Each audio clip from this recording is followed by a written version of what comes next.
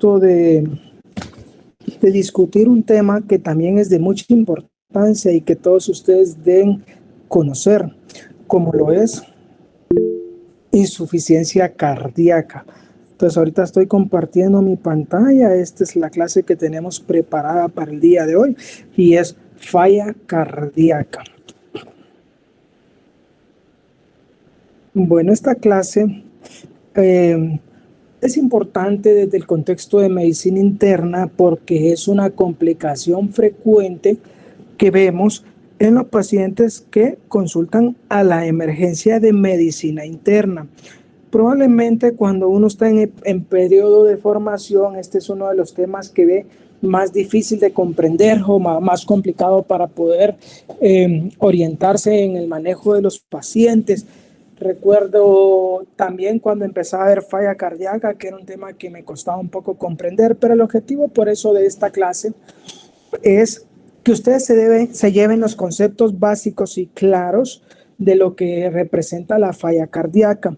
Y para eso, para empezar, tenemos que iniciar señalando que vamos a hablar de dos contextos básicamente, de aquel paciente que está en falla cardíaca en etapa aguda, que es el que consulta a la emergencia, y aquel paciente que tiene falla cardíaca como diagnóstico ya conocido. Y es aquel que se ve por consulta externa, que se mantiene estable. Otro dato importante antes de empezar a hablar de falla cardíaca es que esta es una enfermedad que básicamente no es curable. Básicamente la falla cardíaca, jóvenes, es una enfermedad crónica como las que hemos estado viendo, progresiva y degenerativa. Casi que decirle a un paciente que tiene falla cardíaca, le estamos diciendo, mire, vamos a hacer todo por usted, cuidarlo, pero es bien complicado detener la progresión de la enfermedad. Y justamente en ese apartado de controlar la progresión de la enfermedad es donde yo quiero hacerles énfasis a ustedes. Para empezar, quiero ponerles en el contexto que teníamos un residente que después de una infección viral hizo una miocarditis viral y tuvo que retirarse y tuvo que suspenderse un tiempo de la residencia porque desarrolló falla cardíaca post-viral. Un joven que hacía sus actividades cotidianas de la manera normal, un día desarrolla un proceso gripal y a las 2 semanas inicia con cuadro clínico de falla cardíaca. Esto es falla cardíaca, señores. No solo los hipertensos, no solo los infartados, no solo los pacientes con arritmias tienen falla cardíaca, también hay causas agudas. En la gráfica que tenemos, vemos al paciente, que es el paciente que nos llega a la emergencia, que necesita estar sentado porque si se acuesta, se baja la saturación y presenta hipoxemia, llega hinchado de los miembros inferiores, como pueden ver aquí, edematizado, y además presenta edema y cianosis distal. Vean que el tobillo y la parte distal de los dedos se ve un poco más azul y alrededor de la boca se ve azul también porque está con cianosis. Puede retener líquido en el pulmón, que es de pleural, y el corazón deja de tener un tamaño normal para pasar a un corazón más grande. Habiendo dicho esto, vamos a definir la falla cardíaca. Es un síndrome porque definitivamente es un conjunto de manifestaciones. Les resalté complejo porque definitivamente es un síndrome complejo y resulta de dos cosas que tienen que tener claro. Cambios en la estructura del corazón, creció el corazón, se dañó una válvula en el corazón, se murió una región del corazón por un infarto, es decir, cambios de la estructura, o se dilató o creció ese corazón. Entonces, es el síndrome que es producto de cambios en la estructura o en el funcionamiento del llenado ventricular. Esto a su vez ocasiona síntomas y ojo, ¿cuáles son los síntomas clínicos cardinales?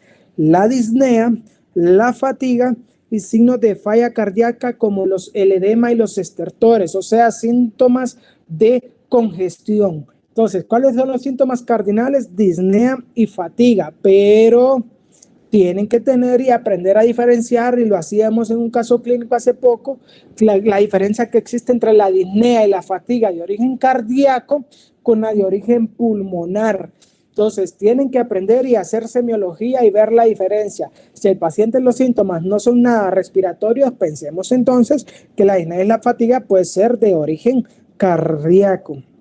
¿De acuerdo? Y pues la mayoría presenta edema y estertores, pero ojo, no todos se van a presentar, como dice aquí, con sobrecarga de volumen, por lo que Harrison les menciona que se debe cambiar el término de insuficiencia cardíaca y de no, desechar el término antiguo de insuficiencia cardíaca congestiva, porque hay pacientes que solo les van a llegar con disnea y fatiga y sin congestión. Por lo tanto, ya no usen el término insuficiencia cardíaca congestiva, solo definámoslo como falla cardíaca o insuficiencia cardíaca. ¿Cuál es la prevalencia general de la falla cardíaca? Es menos que de hipertensión, pero los pacientes que padecen falla cardíaca están severamente enfermos. Incrementa de acuerdo a la edad y afecta al 6 al 10% de la población. Y sobre todo los pacientes que son mayores de 65 años, si han desarrollado a lo largo de su vida comorbilidades como hipertensión, como diabetes, consumo de hábitos como alcohol, como drogas o obesidad. Las mujeres representan casi el 50% de los casos de falla cardíaca, pero no porque tengan una mayor incidencia, sino porque de alguna manera las mujeres logran ser más longevas y vemos en la proporción de pacientes ancianos con falla cardíaca en mujeres es mayor porque tienen más esperanza de vida. No realmente porque la incidencia sea mayor, como vimos en hipertensión, que es mayor en el hombre hasta cierta edad, y como vamos a ver en infarto, que es mayor también hasta cierta edad y luego es mayor en la mujer. En falla cardíaca los números se mantienen, pero la mujer se espera que tenga una sobrevida mayor. Pero lo que sí es cierto, jóvenes, es que la prevalencia general de falla cardíaca parece incrementarse. Ojo, no la incidencia, sino la prevalencia. Cada vez vamos a ver más pacientes con falla cardíaca. ¿Por qué? Porque tenemos ventajas terapéuticas, tenemos fármacos que ayudan mucho a tratar estos pacientes, por lo cual van a llevar una esperanza de vida más larga. Como les dije al inicio, es un diagnóstico de una enfermedad progresiva y que conlleva al final de las etapas a una enfermedad terminal, pero se ha logrado separar ese lapso de tiempo desde el inicio hasta la fase final a través de farmacoterapia disponible. Esto es muy importante. ¿Cómo se clasifica la falla cardíaca? Tomado de las guías europeas de cardiología, la falla cardíaca se clasifica de 3 maneras. Su libro todavía la clasifica así también. Hay una discusión en el 2021 que también trae aportación en esta clase, donde se desaparecía uno de los 3 términos. Pero lo que ustedes tienen que saber es que la falla cardíaca que nos va a dar la mayoría de síntomas y la que de alguna manera tenemos más potencial para tratar es la falla cardíaca con fracción de eyección reducida. Insuficiencia cardíaca con fracción de eyección reducida. Es aquel paciente que tiene los síntomas y síntomas de disnea y fatiga y los signos de edema y estertores, por ejemplo, pero que aparte de eso, ustedes hacen un estudio de imagen y encuentran que tiene una fracción de excreción del ventrículo izquierdo reducida, menor del 40%, lo que llamamos FEBI, fracción de eyección del ventrículo izquierdo menor al 40%. Van a ver que a la mayoría de pacientes que le hacemos seco en la emergencia es para ver esto, para ver cuál es la fracción excretada. Si el corazón solo elimina el 40% del volumen telediastólico, en lo que se denomina volumen sistólico, entonces ese paciente tiene falla cardíaca con fracción de eyección reducida y eso lo predispone a desarrollar muchos más síntomas. Luego de esta del que tiene menos de 40 y otro grupo de pacientes en el que tenemos todos los síntomas y todos los signos, pero vemos que su fracción de eyección se mantiene por arriba del 50%. Este se denomina insuficiencia cardíaca con fracción de eyección conservada. Aparte de síntomas de FEBI, debemos ver los valores de las enzimas que se liberan del tejido cardíaco, como el péptido natriurético auricular o el péptido natriurético cerebral, que vamos a ver más adelante. Y por lo menos debe tener un criterio adicional, que sea enfermedad estructural o enfermedad funcional, como dijimos al inicio, ¿de acuerdo? Otra parte importante es en medio del 40 y el 50 nos queda 10% y es lo que se conoce como insuficiencia cardíaca con fracción de eyección media o en área gris o intermedia.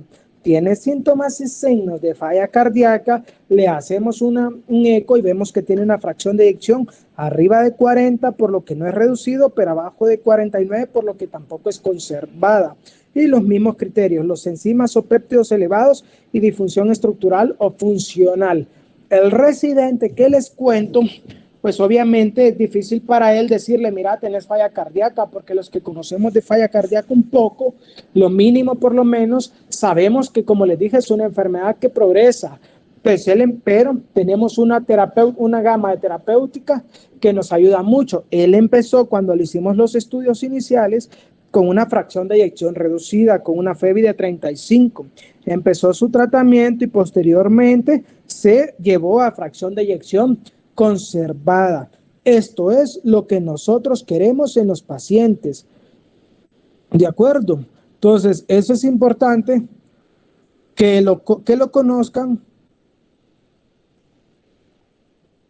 y es importante que lo conozcan y por eso es que lo estoy mencionando desde este momento.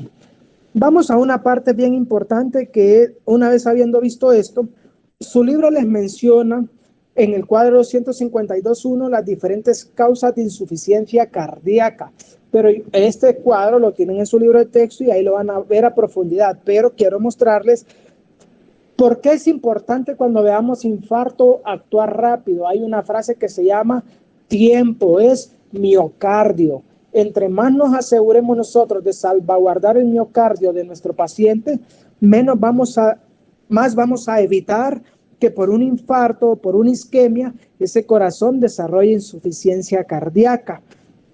Los pacientes hipertensos o que tienen enfermedad de las válvulas que impide el vaciado del corazón terminan por desarrollar falla cardíaca. ¿Por qué? Recuerden la ley de Frank Starling. Al superar las presiones en las cavidades cardíacas, el músculo se vuelve flácido, crece y se vuelve insuficiente. ¿De acuerdo? Entonces, la sobrecarga crónica de presión y de volumen son patologías asociadas. Las enfermedades pulmonares, que no la vamos a ver ahorita, la vamos a ver más adelante, las miocardiopatías dilatadas, que es causa común de enfermedades, de las principales miocardiopatías que existen, pero yo quiero que vengan a esta parte. Daño inducido por tóxicos o fármacos. Los pacientes, el alcoholismo es la principal toxina que produce falla cardíaca y es una falla cardíaca dilatada. El alcohol produce falla cardíaca dilatada, entonces debemos evitar el alcohol. Miren, y las causas víricas, como las que hablamos, por ejemplo, en el caso del residente, una infección viral le causó falla cardíaca, hemos visto fallas cardíacas inducidas por COVID. Entonces, hay que tener también presente estas causas y los trastornos metabólicos, las taquiarritmias, como por ejemplo la enfermedad tiroidea no controlada, les va a terminar desarrollando las taquicardias sostenidas, terminan desarrollando falla cardíaca. Y vean esto, común en nuestro país, la enfermedad de Chagas. Esta es la razón por la cual todo paciente que entra con falla cardíaca al hospital, nosotros en primera instancia tenemos la responsabilidad de descartar que tenga enfermedad chagásica. Casi los mismos son los que causan la cardiopatía con fracción de eyección en área gris o intermedia, pero es importante mencionar acá que acá es la miocardiopatía dilatada y aquí es la miocardiopatía restrictiva, con los trastornos infiltrativos, entiéndase amiloidosis o sarcoidosis, ¿verdad? Y todo aquel estado que conlleve a alto gasto. Escucharán ustedes que hay pacientes que uno dice está en fallo cardíaco porque tiene anemia severa. La anemia severa, en el afán de compensar y perfundir los tejidos, aumenta la frecuencia cardíaca.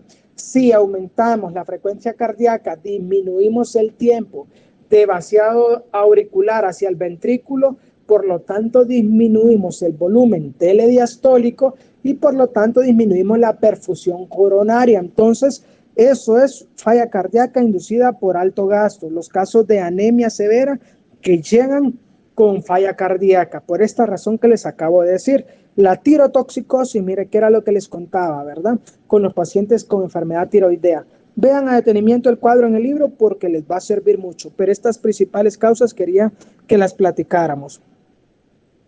Ahora, quiero pasar ahora, van a ver que el paciente que llega a la emergencia, habiendo visto la definición y las causas, hablemos un poco de cómo vamos a clasificar a nuestros pacientes con falla cardíaca.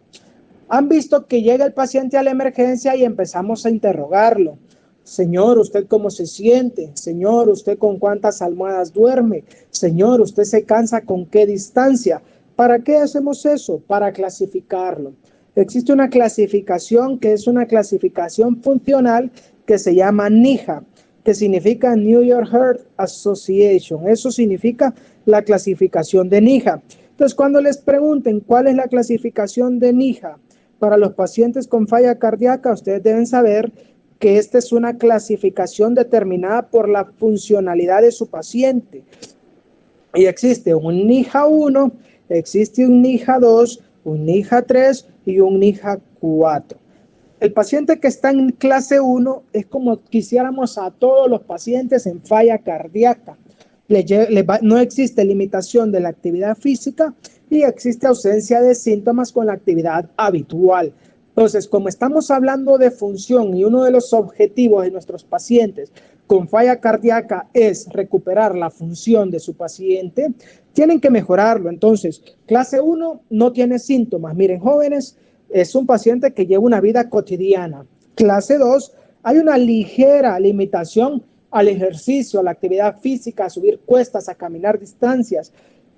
Y ya la actividad habitual empieza a provocar síntomas. Mire, doctor, yo subía todas las gradas hacia mi oficina todos los días y ahora ya voy a la mitad y ya me fatigo. Mire, doctor, yo caminaba 10 cuadras para mi trabajo todos los días y ahora a las 5 o 6 cuadras ya voy cansado. Ese es el 2. Clase 3 no puede hacer nada de actividad física porque ya está cansado y definitivamente una actividad inferior a la habitual provoca síntomas. Este es el que apenas se levanta y empieza a caminar y ya está cansado. No digamos que va a intentar subir gradas, pero si está sentadito no le pasa nada. Si está viendo televisión no le pasa nada. Ahora, el clase 4 es el más delicado porque este es el que ustedes ven en la emergencia, que está acostado y está disneico, hipoxémico, fatigado y edematizado. El clase 4 es el que presenta síntomas aún en reposo.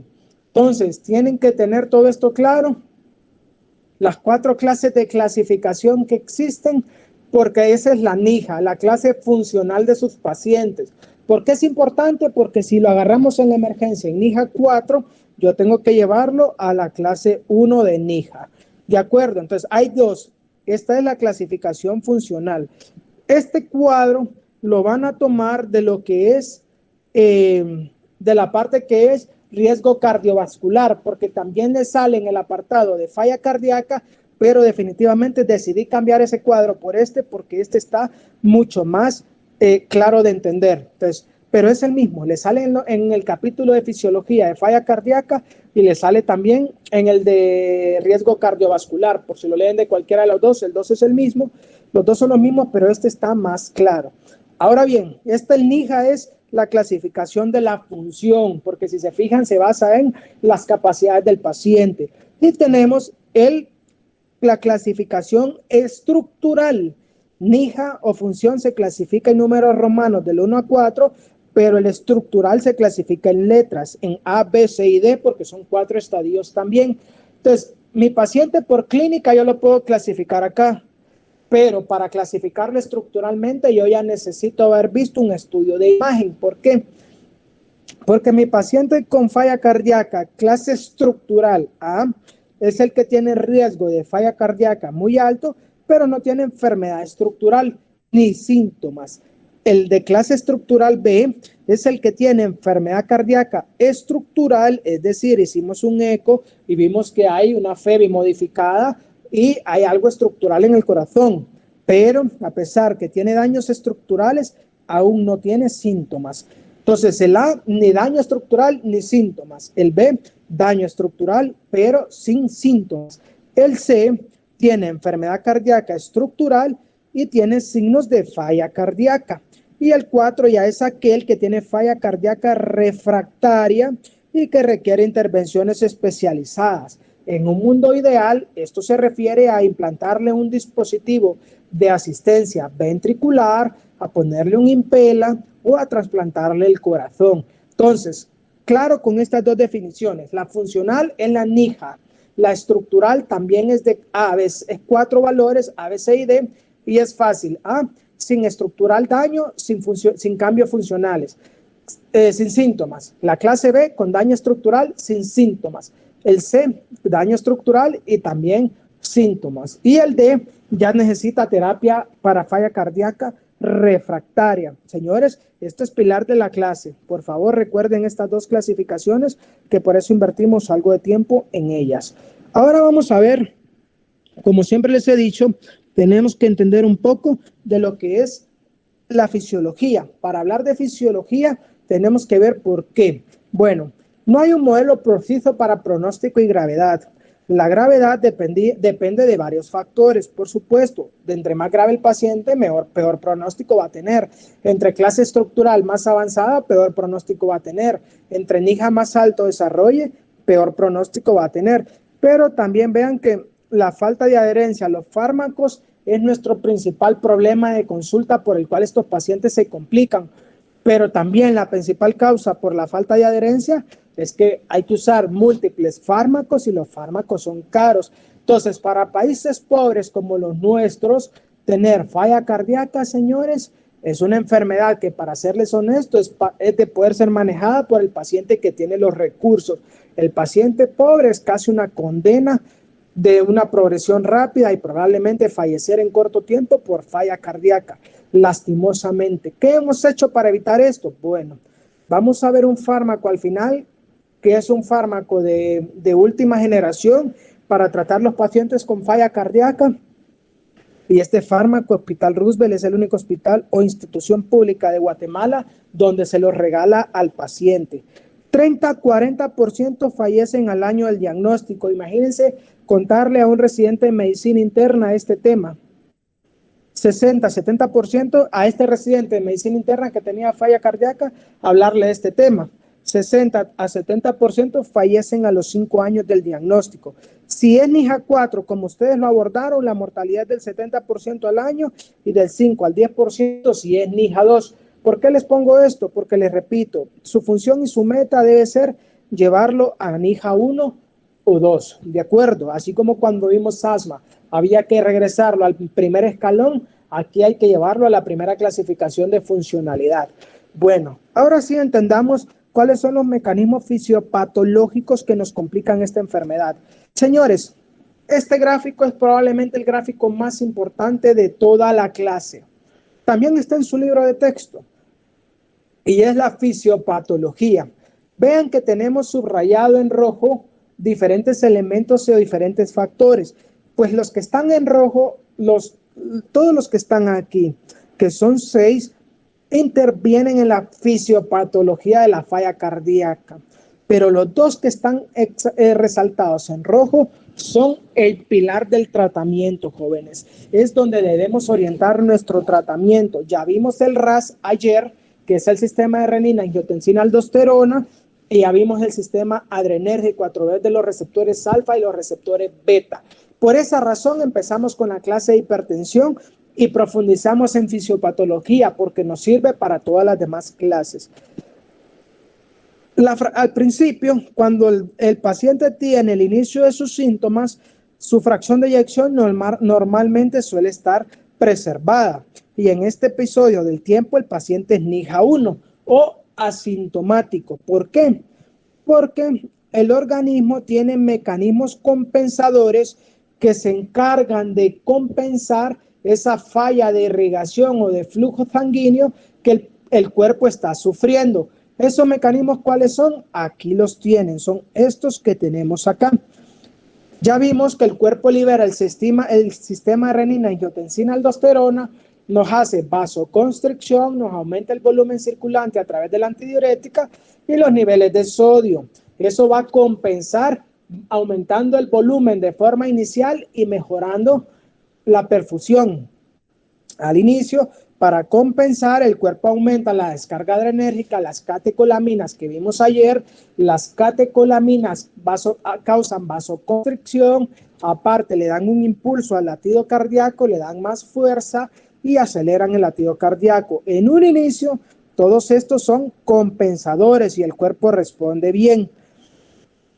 Llega un momento donde todo este mecanismo que está haciendo sobretrabajar al corazón, como yo les digo a mis pacientes siempre, a los pacientes hipertensos, miren señores, el corazón es un músculo y no es como se dibuja, que normalmente lo dibujan así. No, el corazón es un músculo que tiene 4 cámaras, así de sencillo. Tiene una aurícula derecha, tiene una aurícula izquierda, y les hago los dibujos, tiene un ventrículo derecho y un ventrículo izquierdo. De la aurícula derecha pasa hacia el ventrículo derecho la sangre sin oxígeno y de aquí pasa al pulmón. En el pulmón la sangre se oxigena y entra a la aurícula izquierda, pasa al ventrículo izquierdo y del ventrículo izquierdo pasa para llevar sangre oxigenada a todo el organismo. En una persona normal, este orificio tiene el tamaño ideal para llevar sangre a todo nuestro organismo. Pero ¿qué va a pasar con el corazón, que es un músculo, si tenemos que trabajar más para vencer una presión muy alta, para vencer una sobrecarga de volumen muy alta, o para cuando está muy estimulado por una frecuencia cardíaca muy acelerada? Les pregunto a los pacientes, señores, ¿qué pasa si ustedes se ponen a hacer pesas? ¿Qué va a pasar con los bíceps de los brazos? ¿Qué me contesta todo el mundo? Como es un músculo, va a crecer, doctor, porque lo estoy estimulando, lo estoy haciendo trabajar. Así es. Y lo mismo pasa con el corazón. Crece, se remodela, crece, y el problema es que el corazón crece, pero no crecen las cámaras con él, sino que cada cámara cardíaca se va haciendo más pequeño porque lo que está creciendo es el músculo cardíaco y de alguna manera va apachando todas estas cámaras cardíacas. Cuando ya lo oprime tanto, queda un orificio muy pequeño para llenarse de sangre oxigenada. Por lo tanto, el volumen de sangre oxigenada que antes salía ya no es el mismo, se reduce considerablemente y empiezan los síntomas de falla cardíaca. Bueno, esto es a lo que se refiere con el daño secundario de estos mecanismos compensadores. Miren, jóvenes, cuando el corazón se dilata mucho, se dilata la aurícula y el ventrículo, se vencen las leyes de Frank Starling, se liberan los péptidos, el péptido natriurético de la aurícula y el brain natriuretic peptide, que es el péptido natriurético cerebral. Entonces, el péptido natriurético auricular se eleva cuando la aurícula está dilatada y el cerebral cuando el ventrículo se dilata. Entonces, si tengo falla cardíaca, la sobrecarga de volumen en mi corazón es muy alta, va a dilatar mis cámaras cardíacas, va a llegar a un punto en que la dilatación por el volumen que hay al interior va a ser tan alto que mis fibras musculares ya van a haber pasado la capacidad que tienen elástica y ya no van a poderse contraer de forma efectiva. Ahí es donde se liberan los péptidos. Las bradiquininas, recuerden que vimos ayer que la enzima convertidora de angiotensina inhibe, aparte de inhibir otras cosas, inhibe las bradiquininas, las prostaglandinas, y todas estas, jóvenes, tienen efecto vasodilatador, así como el óxido nítrico y la nefrilicina, ¿verdad? Entonces, habiendo visto todos estos mecanismos compensadores en el afán de ayudar a lo largo del tiempo, a medida se va desarrollando la falla cardíaca, terminan entonces por causar un daño secundario, lo que a su vez disminuye por completo la fracción de eyección de mi corazón, por lo que les acabo de explicar aquí, y termina siendo mi paciente sintomático. Entonces, señores, ¿cuál es el pilar del tratamiento para evitar ese remodelamiento cardíaco, para evitar esa fibrosis cardíaca? Evitar primero que nada todos los factores que puedan descompensar la falla cardíaca y evitar el remodelamiento a través del bloqueo de estos dos mismos sistemas que vimos ayer. Si quieren decir que su paciente de falla cardíaca tiene tratamiento óptimo, tienen que decir que está bloqueado todo ese eje, ¿de acuerdo? Y esto es lo mismo.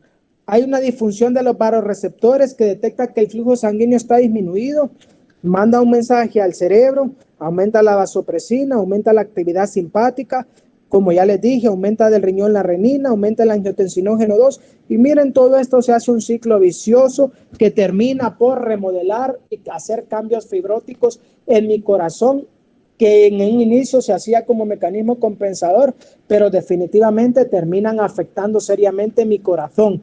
Entonces, es nada más para que se lleven la idea y el concepto claro.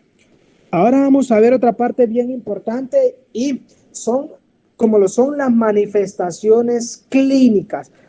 ¿Cuáles son los síntomas cardinales? La fatiga y la disnea. ¿Qué es fatiga? Aquel paciente que ya no puede realizar las actividades habituales porque se empieza a cansar. El paciente se cansa, ¿por qué? Porque llega un momento que, como les dije, ante la demanda de actividad, el corazón responde aumentando la contractilidad, el vaciado y mejorando el gasto cardíaco. Pero si es un corazón insuficiente, usted solo va a aumentar la actividad, va a aumentar la demanda, pero el corazón, como es insuficiente, no va a ser capaz de compensar. Por eso hay fatiga. La disnea, ¿por qué? Porque los pulmones, el espacio donde debiese haber oxígeno, que son los alvéolos, está ocupado por líquido, porque el corazón ya no es capaz de vaciarse en el ventrículo izquierdo, se acumula la sangre en el líquido que debe vaciarse, se acumula en la circulación posterior y los alvéolos se llenan de líquido en lugar de estar llenos de aire. Otro síntoma cardinal que deben preguntarlo siempre es la ortopnea. La ortopnea es la capacidad del paciente para estar en decúbito supino. ¿Por qué se da ortopnea? Cuando uno está de pie, mucha de la circulación y de la carga de volumen se va hacia las extremidades inferiores. Pero a medida nosotros nos acostamos, toda esa sangre se concentra en la circulación central, pulmones y corazón. Entonces el paciente presenta ortopnea, presenta disnea paroxística nocturna. El paciente en las noches se levanta con tos, fatigado o cansado. ¿Y cómo se diagnostica la disnea paroxística nocturna?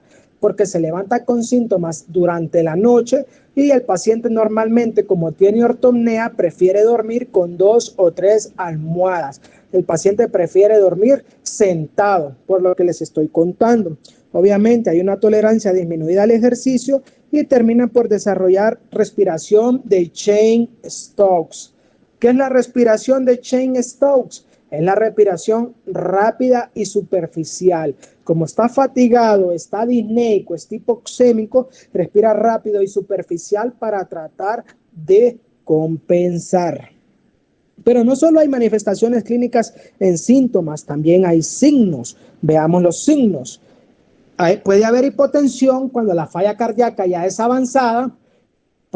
Normalmente hay aumento de la plétora a nivel de las venas yugulares. ¿Por qué? Porque, como les dije, el ventrículo izquierdo no se vacía lo suficiente, por lo tanto toda la sangre se congestiona en la circulación posterior, pulmones, ventrículo derecho, aurícula derecha, y si se acumula aquí, obviamente la vena cava superior va a estar distendida, por eso hay plétora. Si auscultamos los pulmones, como les dije, el espacio del aire está ocupado por líquido y por eso hay estertores crepitantes. Estos son gruesos. Hay reflujo hepatoyugular. La técnica correcta para el reflujo hepatoyugular no es apachar el hígado. Ponen a su paciente en decúbito supino, lo sientan 45 grados más o menos, que esté a 45 grados, y presionan en cualquier región del abdomen por 10 a 15 segundos. No es apachar el hígado, como les digo, es apachar el abdomen y tenerlo apachado 10 a 15 segundos. Todo esto va a regresar la circulación abdominal hacia el corazón y obviamente la plétora va a ser mayor. Por eso se llama reflujo hepatoyugular y solo lo van a ver con el paciente a 45 grados.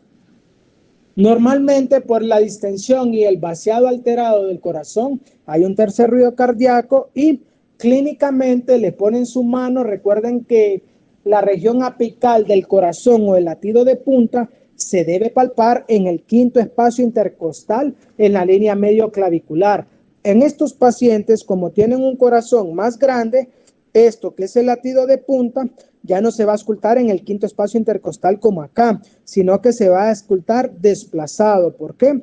Porque el corazón creció, como pueden ver en la imagen.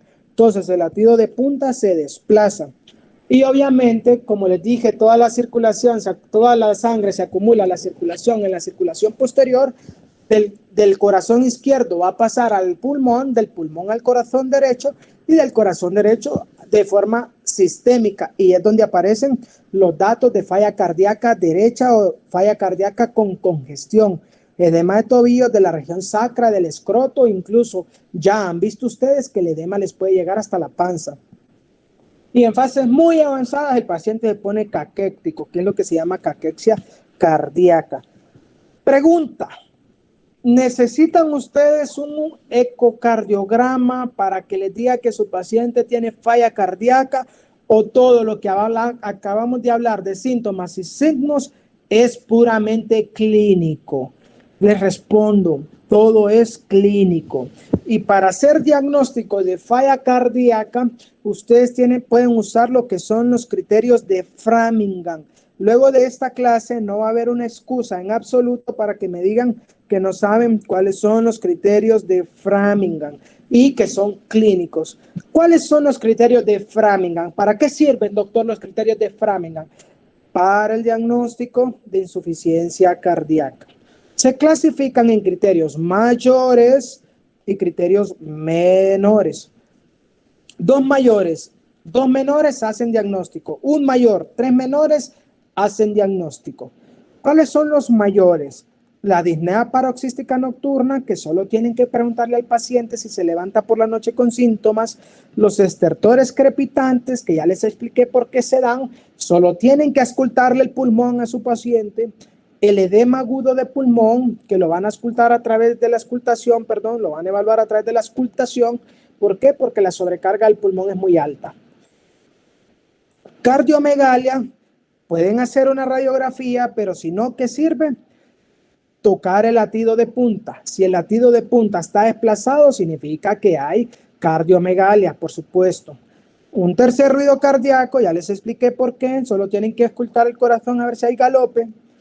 Ver la plétora yugular, a ver si está presente, hacer el reflujo hepatoyugular y ver si con este aumenta el reflujo, si hay reflujo hepatoyugular, y si el paciente ya tiene tratamiento con diurético, evaluar que haya tenido en una semana la pérdida de peso de 4.5 kilos. ¿Por qué? Porque lo que perdió fue líquido, ya está en tratamiento, por eso les dice ahí, tras tratamiento, le dan diurético, que es el tratamiento, el diurético lo va a hacer orinar, botar sobre toda esa sobrecarga de volumen, y si en una semana perdió 4.5 kilos, es criterio mayor también de que lo que estaba era con hipervolemia, sobrecargado. ¿Cuáles son los menores? La disnea de esfuerzo, ya dijimos por qué se ponen disneicos con actividad física, el edema de miembros inferiores, que ya contamos por qué pasa con la circulación posterior, la presencia de derrame pleural, al palpar el hígado encontramos hepatomegalia, mucha tos durante la noche y taquicárdico. Pregunto, ¿necesitamos un eco? ¿Necesitamos una radiografía? ¿Necesitamos algún estudio de laboratorio para que a través de los criterios de Framingham diagnosticar falla cardíaca? No, no los necesitamos. Entonces, clínicamente ustedes pueden hacer el diagnóstico.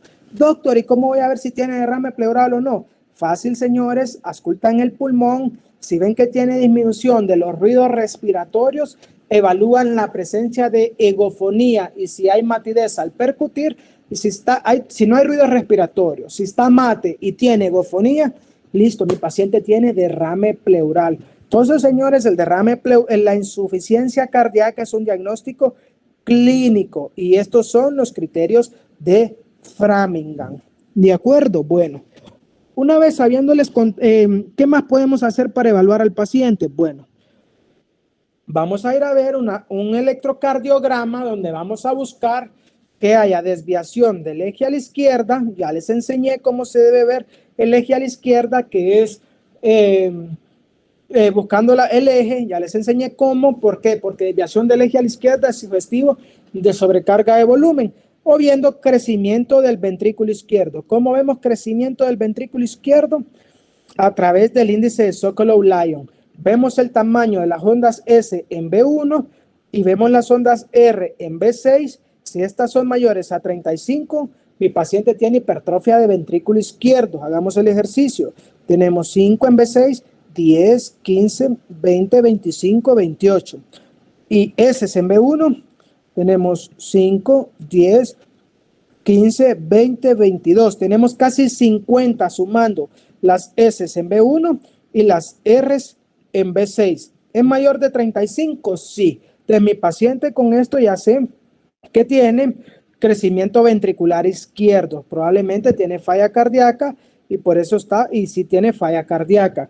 ¿Qué otro elemento diagnóstico tenemos? Tenemos la radiografía del tórax.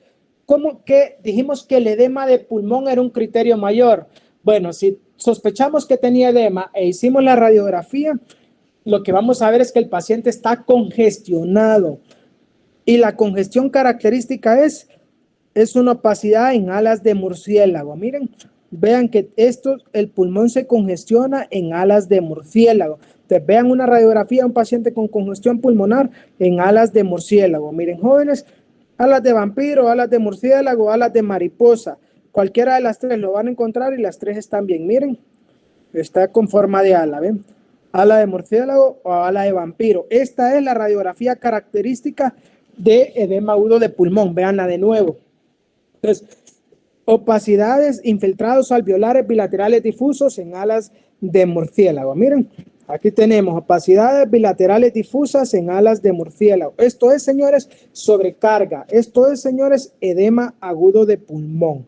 Ahora, en falla cardíaca, recuerden ustedes que si dividimos el tórax en 3 segmentos, el perfil vascular no debe pasar del segundo tercio.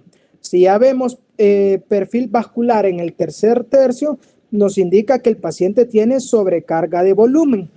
Y en falla cardíaca, aparte del edema agudo de pulmón, que no todos van a llegar en edema agudo de pulmón, nos sirve para hacer diagnóstico en radiografía las líneas A y las líneas B de Kerlake.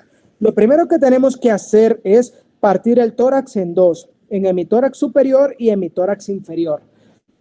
Las líneas A de Kerlake son estas líneas blancas finas que ven que vienen hacia arriba, que salen del mediastino, se extienden en sentido oblicuo o longitudinal hacia la periferia, pero no entran en contacto ni con el vértice ni con la periferia. Esas son las líneas A de Kerlake. Por lo tanto, solo las vamos a ver en el hemitórax superior y aquí las podemos ver. Miren, en sentido longitudinal hacia la periferia, son delgadas del tamaño de un cabello, describe la literatura, de 1 milímetro, y no llegan a rozar con la periferia. Estas son las líneas A. ¿Dónde vamos a buscar las líneas B de Kerlake? Las vamos a buscar en el hemitórax inferior, por eso lo dividimos en dos. ¿Qué son las líneas B de Kerlake? También nacen del mediastino, pero estas sí forman un ángulo con la parrilla costal. Aquí vemos esta, miren, aquí viene esta línea B de Kerlake y aquí forma el ángulo con el arco costal. Aquí vemos esta línea B de Kerlake, viene acá y aquí entra en contacto con la periferia formando un ángulo con el arco costal, igual acá, miren. Entonces, así diferencian líneas A y líneas B de Kerlake. De acuerdo, que son elementos diagnósticos. Si no se quedaron tranquilos con el latido de punta, palpado desplazado, van y evalúan una radiografía y ven si el paciente tiene cardiomegalia, sacándose el índice cardiotorácico. Recuerden que esto solo nos podemos hacer en una radiografía posteranterior, no en una AP. ¿Cómo calculamos el índice cardiotorácico? Tiramos una línea imaginaria en la mitad del tórax, mandamos una medición desde esta línea imaginaria a la parte más externa del ventrículo izquierdo, de la aurícula derecha, perdón. Esta es la A. Trazamos una línea desde la línea imaginaria hasta la parte más externa del ventrículo izquierdo. Esto es B. Y luego tiramos una línea imaginaria que cruce todo el hemitórax en su parte más ancha. Esto es C. Sumamos A más B y lo partimos entre C.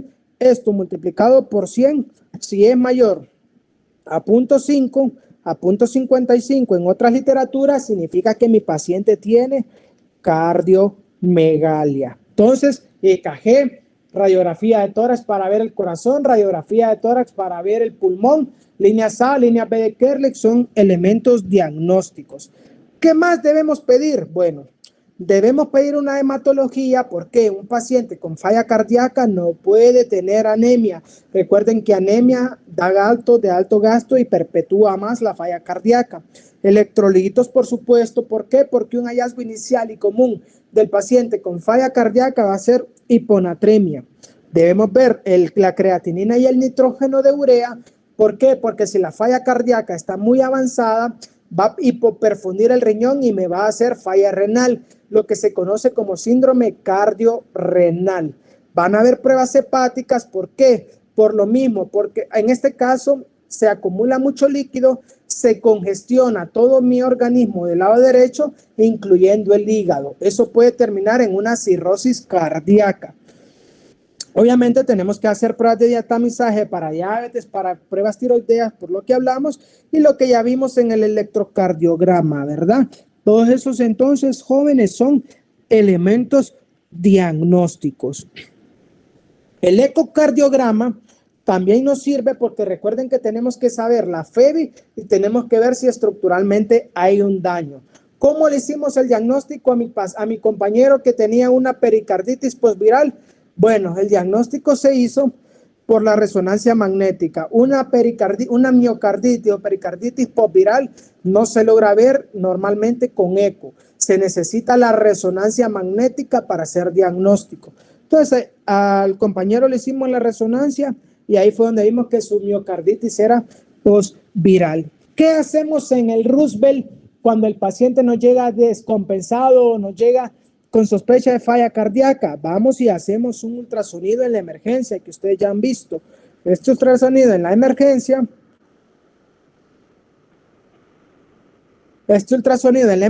se hace y nos permite ver si hay derrame pericárdico. Miren, aquí está el corazón y vean que está tan congestivo que tiene derrame pericárdico. Eso es lo que ahora hacemos en la emergencia, en los que se llaman protocolos focus o como quieran llamarlo, para la emergencia. Les ponemos un barrido y ya vemos que tiene derrame pericárdico. Medimos ese derrame, si está taponando lo mandamos a liberar, o si no le damos diurético para que reduzca. O vemos la motilidad del ventrículo izquierdo.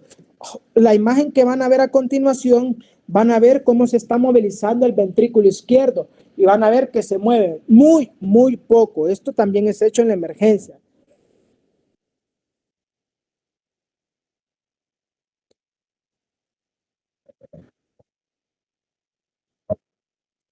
Bueno, vamos a ver por qué esta imagen no se logra ver, pero sí es, vamos a ver si se logra ver así. Bueno, ya vamos a ver. La cosa es que sí, lo hacemos en la emergencia, son diagnósticos de emergencia que nos permiten hacer el diagnóstico inmediato. Entonces, ya vimos clínica, que es lo más importante, ya vimos radiografía, electrocardiograma, ya vimos que necesitamos un eco, que podemos hacer una resonancia dependiendo de la causa, y otro elemento importante para diagnóstico son los biomarcadores cardíacos. Ya les dije que hay péptido natriurético auricular, hay péptido natriurético cerebral y hay uno que se llama ProBNP, que es fracción terminal del péptido natriurético cerebral. El péptido natriurético auricular se eleva cuando la aurícula está extendida, el cerebral cuando el ventrículo está extendido, sobrepasado de la capacidad para soportar volumen. Y el péptido natriurético aminoterminal es la fracción que nos dice que es una fracción, una enzima terminal del ProBNP básico, pero que tiene más tiempo de duración en el organismo.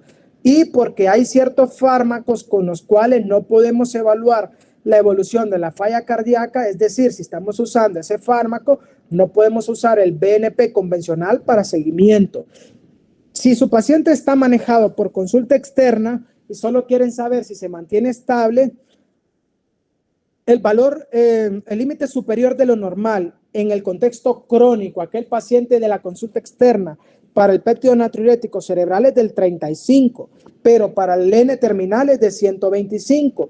Es mayor porque, como les dije, dura más tiempo en el organismo, por lo tanto se acumula más. Si vamos a usar Vimada, o el fármaco, perdón, que es inhibidor de sacubitril y valsartán, solo podemos hacer el seguimiento a través de ProBNP N-terminal. Y si es un contexto agudo, el paciente que llega a la emergencia descompensado, ahí sí tenemos que medir, ya los niveles son más altos. Un BNP arriba de 100 ya nos dice que está una falla cardíaca agudizada, y un NP terminal arriba de 300 ya también nos dice que está agudizado. Hay causas especiales que nos pueden elevar el péptido natriurético, pero de las que yo quiero que vean acá, que existen causas cardíacas, por ejemplo, la falla cardíaca, obviamente, si se infartó va a estar elevado el péptido. Una enfermedad musculocardíaco como una miocarditis va a elevar el péptido, una enfermedad valvular, una enfermedad pericárdica, una FA, una miocarditis, una cirugía. Si le dieron cardioversión eléctrica, lo va a aumentar, y algunos tóxicos. Pero también hay causas no cardíacas. Los viejitos tienen el BNP aumentado cuando hay anemia, cuando hay falla renal, cuando hay enfermedades pulmonares, hipertensión pulmonar, enfermedades críticas, estados de sepsis y quemaduras. Pero y hay otras causas que disminuyen el BNP. ¿Cuál es la principal causa que disminuye el BNP? Los obesos, los gordos normalmente vamos a tener el BNP reducido. Y quiero hablarles un poco de este término, cor pulmonar o cardiopatía pulmonar. ¿Qué quiere decir esto? Es una alteración de la estructura o la función, porque estamos hablando de insuficiencia. Se altera la función o la estructura del ventrículo derecho. Cuando hablamos de cor pulmonar, estamos hablando del ventrículo derecho. Entonces, si definimos insuficiencia cardíaca como una alteración en la función o en la estructura del ventrículo izquierdo, cuando hablamos de cor pulmonar, estamos hablando de una alteración en la función o la estructura del ventrículo derecho. Pero en el contexto resaltado se los hago aquí de una enfermedad pulmonar crónica. Aquella enfermedad de los pulmones que hizo que nuestro paciente desarrollara hipertensión pulmonar. Como les expliqué al inicio, del corazón derecho, la sangre pasa al pulmón, pero si mis pulmones tienen hipertensión en las arterias pulmonares, mi ventrículo derecho va a tener que hacer un esfuerzo mucho mayor, como que fuera hipertenso o hipertensión arterial sistémica en mi paciente. Va a crecer el ventrículo derecho y me va a causar falla cardíaca. Entonces, eso, señores, es cor pulmonar. Cuando se daña funcional o estructuralmente el ventrículo derecho, secundario a una enfermedad pulmonar crónica. Es cierto que cuando se nos daña el ventrículo izquierdo, se acumula líquido en los pulmones y también se afecta la circulación derecha. Pero si mi corazón derecho se dañó porque está enfermo mi corazón izquierdo, ahí ya no es cor pulmonar. Esto ya no se considera cardiopatía pulmonar. Cor pulmonar o cardiopatía pulmonar solo se considera si hay un problema pulmonar que me indujo el daño de mi corazón derecho. Y pues aquí están las principales causas de la cardiopatía pulmonar crónica. Esto ustedes lo pueden leer en el libro fácilmente. No vamos a ahondar en eso. Vean esto qué importante. Hemos hablado un poco de las definiciones en general. A partir de ahorita vamos a hacer una separación de aquel paciente que llega con enfermedad crónica a la consulta externa y lo manejamos con medicamentos, lo vemos, lo evaluamos, vemos que las comorbilidades estén bien tratadas, que esté tomando sus fármacos y va de regreso a la casa. Ese es un perfil. Y vamos a ver al otro paciente, que es el que ustedes y yo vemos en la emergencia o en los pisos, que es el paciente que se tiene que hospitalizar porque llegó con una descompensación aguda de la diabetes, de descompensación aguda de la falla cardíaca. Si mi paciente llega en descompensación aguda, cuando lo vean en la emergencia, ahorita que Felding, Alejandra o Rudy están en la emergencia, tienen que ir a identificar y corregir los factores desencadenantes. Señor, usted se ha estado tomando su fármaco. Tienen que ver que su paciente no esté sufriendo de otro proceso pulmonar como un embolismo que le esté causando la fatiga y la disnea, o que lo lleve en una clase funcional 3 o 4 de NIHA. La infección, este es el segundo lugar de descompensación y este es el primer lugar. ¿Qué van a ver en el Roosevelt? Que no pudieron comprar los medicamentos porque son muchos y muy caros. O llegan infectados. Ahorita con COVID, se infectan con COVID y nos llegan un montón con falla cardíaca descompensada. Mal control de comorbilidades, como les dije, lo vieron en la consulta externa, no controlaron bien sus comorbilidades y les llegó en insuficiencia. Que haya desarrollado una arritmia, recuerden que les dije que las arritmias son causantes de falla cardíaca. Si desarrolló una arritmia o se activó una arritmia, obviamente está taquiarrítmico y está llevando menos gasto cardíaco, o está bradiarrítmico y por supuesto que el gasto está reducido. Y como les dije, por eso hacemos la biometría hemática. La anemia, cualquiera de estos tienen que preguntarle y tratar de identificarlos. Hay que identificarlos y por supuesto corregirlos cuando nos llega descompensado a la emergencia, ¿de acuerdo?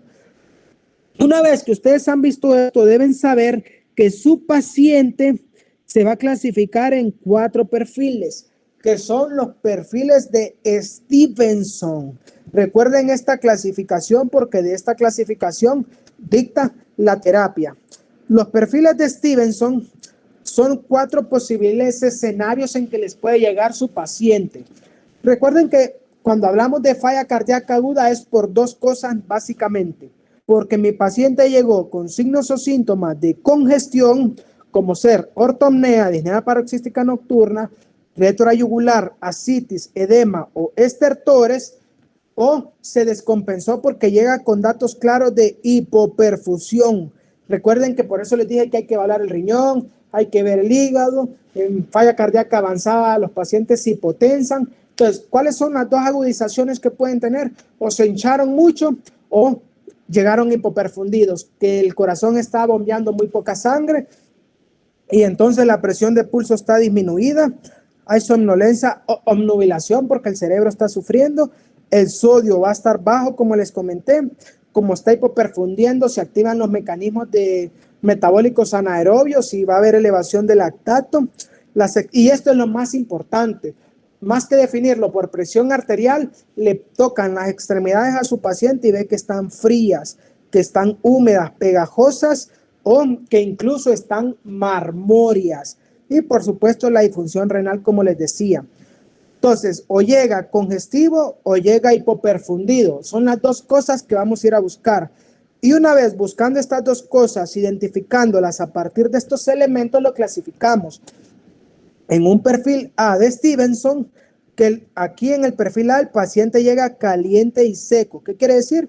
Que no llegó ni hipoperfundido ni congestivo. Como no llegó hipoperfundido, se dice que llegó caliente. Si hubiese llegado hipoperfundido, se dice que llegó frío. Como no llegó congestivo, se dice que llegó seco. Si hubiera llegado congestivo, se dice que llegó húmedo. Entonces, teniendo eso claro, si mi paciente llega si llega caliente y seco, o sea, con la presión arterial normal o con la perfusión normal y sin congestión, es perfil A, va para la casa. Si mi paciente llega caliente y húmedo, es perfil B. ¿Qué quiere decir caliente? Que no tiene hipoperfusión, pero llegó húmedo, o sea, llegó congestivo. A este, ¿qué le vamos a dar de tratamiento? Obviamente reducir la congestión. Si llegó en el perfil L, que se denomina L porque es low profile o bajo perfil, es el que llega frío y seco, o sea, llegó con una perfusión baja, o sea, hipotenso, hipoperfundido, creatinina alta, lactato elevado, pero no llegó congestivo. Ese es el low profile. De acuerdo, el M. Y el C, que es el frío y húmedo, que tiene signos de hipoperfusión y signos de congestión. Entonces, normalmente el A y el B los podemos mandar a casa readecuando fármacos. El C y el L normalmente lo hospitalizamos, pero nosotros los que hospitalizamos nos tardamos varios días en enviarlos a casa. Hay hospitales que ya tienen clínicas de falla cardíaca y perfil L y perfil C en 6 horas ya los están enviando a casa. En lo privado se puede lograr. Aquí en Guatemala, en lo público todavía estamos un poco lejos de lograr eso, pero hay hospitales públicos en otras partes del mundo donde 6 horas ya los mandan a casa. Bueno, ya clasificaron a su paciente de acuerdo a los perfiles de Stevenson. ya identificaron y corrigieron los factores de riesgo. ¿Cómo los tratamos? Bueno, si llegó con una descompensación aguda típica, que llegó normal o llegó caliente y llegó seco, vasodilatadores y diuréticos pueden ayudar, porque el problema solo fue que llegó hipertenso. Si llegó con una descompensación aguda con edema agudo de pulmón, significa que llegó congestivo. A los congestivos les damos opioides, sobre todo la morfina, porque la morfina vasodilata la circulación central y le da tranquilidad con lo que respira mejor. Le damos vasodilatador porque debemos mejorar la poscarga, por eso que usamos nitroglicerina y que usamos nitroprusiato en estos pacientes para mejorar la poscarga.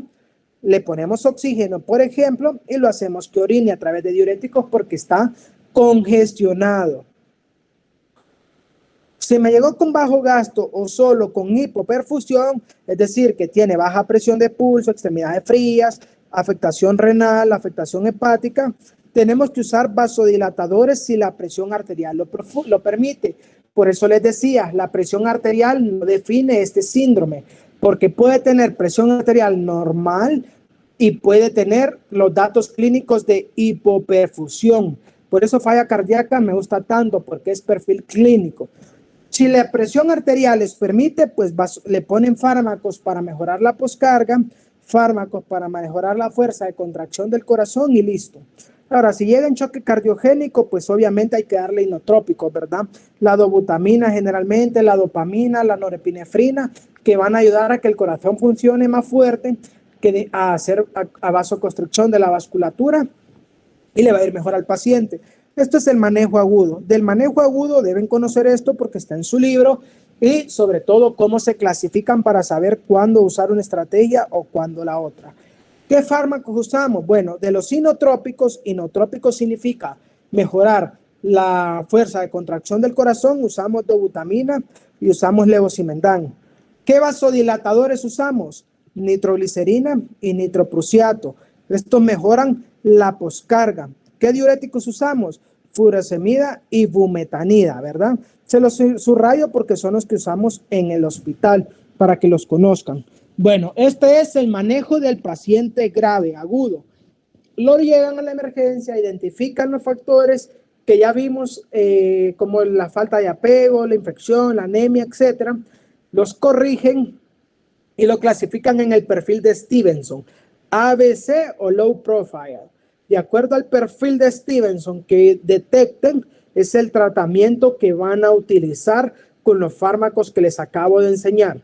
Inotrópicos si necesitamos mejorar la fuerza de contracción del corazón, vasodilatadores si el paciente llegó muy hipertenso o tiene muy aumentada la poscarga, y diuréticos si está muy congestivo para reducir la precarga. Listo. Ahora nos vamos a pasar al contexto del paciente crónico, el que es visto en la emergencia, el que de NIHA 4 ustedes ya lo llevaron a NIHA 1, a NIHA 2. Bueno, se presenta el paciente a la emergencia con falla cardíaca, fracción de eyección reducida, sintomático.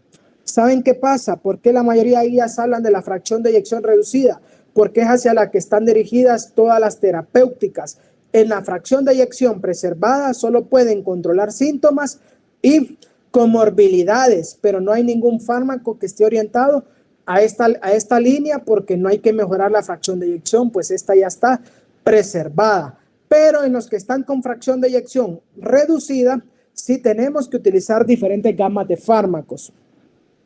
¿Qué es lo primero que vamos a usar? Bloquear el sistema del RAS. Primera línea de tratamiento, tratamiento con YECAS. Ya vimos cuáles son los YECAS en la clase de ayer. Y los beta bloqueadores. Ayer les dije, beta bloqueadores en hipertensión no es primera línea. Solo se va a usar si tienen infarto, embarazadas, pacientes jóvenes o en falla cardíaca. Bueno, este es el caso de la falla cardíaca. Ahí sí tienen que bloquear, como les dije al inicio, los dos sistemas deleterios para estos pacientes. El RAS, que lo vamos a bloquear con un YECA, como aprendimos ayer, y el sistema nervioso adrenérgico, que lo vamos a bloquear con un beta bloqueador, como también aprendimos ayer. Pues todo paciente con falla cardíaca, jóvenes, debe tener eliminado esos dos factores, bloqueados o eliminados esos dos factores. El RAS y el sistema nervioso adrenérgico. Todos deben llevar ese tratamiento. Estos señores lo tienen que llevar a la máxima dosis tolerada. Todo lo que esté en verde es lo que tiene mayor evidencia. Si llevaron estos fármacos a la dosis mayor tolerada y el paciente les sigue con síntomas, antes como segunda línea de tratamiento era añadir un ARNI. Un ARNI es un inhibidor de la nefrilicina y obviamente del sistema de renina-angiotensina. Ese es el ARNI. Tienen un inhibidor de la nefrilicina, que es el sacubitril, y tienen un inhibidor del sistema RAS, normalmente, que es el valsartán. Ya viene la combinación hecha y ese es fármaco nuevo. Si a pesar de esto sigue sintomático, pues ya vamos a la otra línea de fármacos. Si les toleró el YECA o el ARA, ya le agregamos el ARNI. Si está muy taquicárdico, le podemos dar fármacos para disminuir la frecuencia cardíaca y damos ivabradina. ¿Por qué damos el beta bloqueador? Porque tenemos que reducir el sistema nervioso adrenérgico. ¿Y cómo lo vamos a ver si lo logramos o no? Porque el paciente se pone bradicárdico. Tenemos que tener a este paciente con una frecuencia cardíaca de 60 para abajo.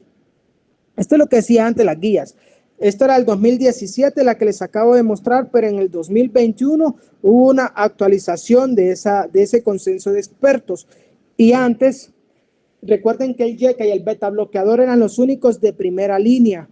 Vean ahora, pacientes con fracción de eyección reducida en el 2021, ya usamos el ARNI, subió de estar de segunda línea, pasó a primera línea. El YECA continúa siendo primera línea o bloqueador de receptores de angiotensina y los beta bloqueadores. Entonces, del 2017 al 2021, el ARNI, que es un inhibidor de la nefrinicina y del receptor de angiotensina, subieron a primera línea de tratamiento. Entonces, ahora ustedes, un paciente con falla cardíaca desde el inicio, lo pueden tener con un YECA o con un ARA más un beta bloqueador, o en lugar de los YECAs o el ARA, ponerle directamente un ARNI, que van a inhibir la nefrinicina y van a inhibir la angiotensina. Pero no pueden mezclar nunca el ARNI con un YECA o con un ARA. Tampoco pueden bloquear el ARA con el YECA. Harrison está un poco en contexto de en lo que el tiempo ha avanzado y les menciona en uno de los párrafos lo que es el bloqueo del sistema del RAS. Y les dice que ahí pueden mezclar el ARA2 y el YECA. Eso, señores, como les dije ayer, no está tolerado, no es permitido, excepto en ciertas condiciones de nefrología que no vamos a mencionar, pero ustedes nunca deben combinar un YECA o un ARA o un ARNI, que son los tres más los beta bloqueadores, que son los fármacos de primera línea. Si su paciente sigue con síntomas, de acuerdo a todas estas consideraciones, vean que podemos agregar un antagonista de aldosterona como espironolactona, o en el 2021 ya se introdujeron los inhibidores de la SGLT2, que es la dapaglifosina, la canaglifosina, la empaglifosina. Estos fármacos se desarrollaron, como vamos a ver cuando veamos diabetes, para tratar a los pacientes diabéticos y son los fármacos de última generación para el paciente diabético. Pero como el efecto que hacen es glucosúrico, que hace que los pacientes orinen azúcar y a través de azúcar líquidos, se adoptaron para la falla cardíaca. En el 2020 eran de uso exclusivo para diabéticos con falla cardíaca. En el 2021 ya se estableció que aunque no tuviera diabetes, no fuera diabético el paciente, estos fármacos se pueden utilizar en falla cardíaca. Es caro, pero les seré honesto, en lo privado ha agarrado mucho auge manejar a pacientes con falla cardíaca con estos fármacos, porque realmente tienen evidencia y funcionan bien. Si sigue sobrecargado con diurético, con beta bloqueador, con cualquiera de las tres, ARNI, YECA o ARA, podemos agregar diurético de otra familia. En los morenos, en los afroamericanos, miren, pacientes negros, como dice acá, si sigue sintomático y en un NIHA 3 a 4, a pesar de tener todo esto para atrás, ya establecido y en terapias óptimas, entonces le podemos agregar hidralacina más dinitrato disosorbide. En los negros esto ha funcionado muy bien. Y si la frecuencia cardíaca, si ya le tienen beta bloqueador a dosis muy altas y aún así sigue con frecuencias cardíacas muy altas, agreguen ivabradina, que no va a modificar la presión arterial, pero sí les va a bajar la frecuencia. Esto solo es un resumen de todos los fármacos de primera línea. Tiene que tener sí o sí su paciente beta bloqueador, pero no todos los beta bloqueadores que hablamos ayer. Acuérdense que ayer hablamos de cardioselectivos, no cardioselectivos, los que son alfa y beta. En falla cardíaca, solo estos 3 beta bloqueadores tienen evidencia. Miren, señores, apréndanselo. Bisoprolol, carvedilol y metoprolol. Metoprolol existe tartrato y existe succinato. Solo es el succinato el que se puede usar en falla cardíaca. Estos 3 sí recuérdenselos porque solo estos le van a dar a su paciente con falla cardíaca. No quiero ver un paciente con falla cardíaca manejado por ustedes con atenolol, ¿verdad?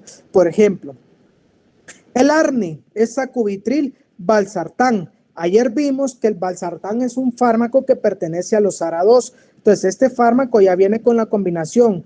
Por eso se llama inhibidor de la nefrinicina y antagonista de los receptores de angiotensina. Ya viene con el ARA2, que es el valsartán, y viene con el sacubitril, que inhibe la nefrilicina. Y cuando vimos acá en la fisiopatología al inicio, vimos que la nefrilicina está también relacionada con el desarrollo de la fisiopatología. Entonces, el ARNI. YECAS, cualquiera de estos, ARA, candesartán, losartán, valsartán, los mismos que ayer, son los que tienen más evidencia de los SGLT2, la dapaglifosina y la empaglifosina y los otros fármacos que ya mencionamos. Vean que antes del 2021 decía que debían ser diabéticos. Miren ahora indicaciones para usar el SGLT2 que tenga una fracción de eyección reducida, o sea, una FEBI menor a 40, con o sin diabetes. Miren, ahora ya se puede usar en pacientes que no son diabéticos. Nada más para que tengan el listado general de los fármacos. Su paciente sí o sí debe tener un beta bloqueador y debe tener sí o sí cualquiera de estos 3, o un ARNI, o un YECA, o un ARA2. No puede tener ninguna combinación de ninguno de estos 3. O es el uno, o es el otro, o es el otro. Si están usando YECA y lo quieren cambiar a Vimada porque el hospital se lo va a regalar, el ARNI, el hospital regala este, miren, este es el que el hospital da, es caro, pero el Roosevelt lo regala. Entonces, si lo van a cambiar a este, deben haber tenido 36 horas sin este. Y dejarlo y utilizar para meter este. Pero si está usando YECA, son 36 horas. Esta es nada más la evidencia, lo que las guías dicen de los fármacos, cuándo usarlos y respecto al ProBNP. Y quiero mostrarles. Este fue el estudio que sacó a la luz el Pioneer en Heart Failure. Fue el estudio que se utilizó para poder utilizar en los que introdujeron los ARNI, el sacubitril más valsartán a la familia de fármacos de falla cardíaca. Este fármaco le dimos al residente y de 35 de falla cardíaca en el seguimiento a los 3 meses ya estaba en 55. Después pasó arriba de 60. Entonces, para esto sirven los fármacos, para evitar el remodelamiento, para evitar la fibrosis y sobre todo para mejorar los síntomas. Mejoran hospitalizaciones, mejoran síntomas, mejoran mortalidad del paciente y retrasan la progresión. Como les dije, es una enfermedad progresiva que deteriora, pero estos fármacos la reducen. Y este es el ARNI, se llama Vimada, una de las marcas que existe. Miren, sacubitril más valsartán. Vean acá la diferencia de los pacientes que solo estaban usando enalapril versus los que estaban usando sacubitril valsartán en los cambios en el ProBNP N-terminal. Miren, una mejoría notable en los que estaban usando ARNI. Y aquí se comparan un montón de cosas como la mejoría que les dije, la hospitalización, la muerte, las recaídas, etcétera. Y si ven la gráfica, todas las opciones benefician el uso de ARNI por sobre placebo o por sobre YECAS o ARAS. Por eso el paciente que tiene fracción de eyección reducida, el ARNI ha agarrado mucha oportunidad de tratamiento porque tiene muchas ventajas. Llegó un paciente infartado, ya vimos que el infartado es causa de falla cardíaca, llegó a la emergencia con falla cardíaca en otro hospital, no en el Roosevelt, le hicieron su cateterismo para tratar de compensarlo. Ahí ven cómo están las coronarias y cómo está la segmentación donde se infartó el paciente. Esto es lo que es un cateterismo cardíaco en el paciente infartado. Se vio que tenía lesión trivascular, una falla cardíaca severa y el paciente debía ir a sala para corregir la enfermedad trivascular. Se le colocó lo que es el balón de contrapulsación, que es este. Miren, jóvenes, se le pone un balón de contrapulsación y si se fijan tiene dos espigas. Una espiga es la contracción del paciente y la otra es cuando se infla el balón. Este balón lo que hace es mantener más tiempo la circulación a nivel de la aorta para que se puedan perfundir mejor las coronarias. Esto es manejo de falla cardíaca posinfarto en fase aguda en hospital de primer nivel, ¿verdad? Se le pone balón de contrapulsación. En Unicar también se hace eso. Muchas gracias, jóvenes. Esta es la clase que teníamos preparada para ustedes de falla cardíaca. Si hay preguntas.